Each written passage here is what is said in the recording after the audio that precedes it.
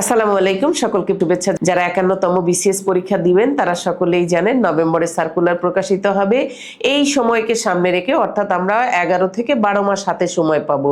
এই 11-12 মাস সময়কে আমরা শুধু প্রিলিমিনারির পড়া না পড়ে কিভাবে প্রিলি, লিখিত, ভাইবা তিনটাকে একসাথে করে পড়ে পুরো সিলেবাসটাকে আমরা রিভাইজ করতে পারি, সেই টেকনিক আমাদের জানতে হবে। ক্লাসের মতো থাকবে, পরীক্ষার মতো। আমরা ব্যক্তিগতভাবে অ্যাসাইনমেন্ট ওয়ার্ক করব। বিসিএস কনফিডেন্সের এত ভালো রেজাল্ট করার একটাই কারণ, সেটি হচ্ছে শিক্ষার্থীদের ব্যক্তিগত প্রস্তুতি। এই ব্যক্তিগত প্রস্তুতিতে আমরা বোর্ডের 10 থেকে 12টা বই প্রথমে পড়তে বলি, দ্বিতীয়বার পড়ে আন্ডারলাইন করতে বলি, তৃতীয়বার এমসিকিউ এবং টিকা আকারে লিখে আমাদের কাছে সাবমিশন করতে বলি।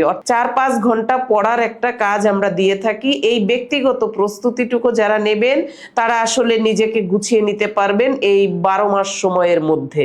Thank you very much.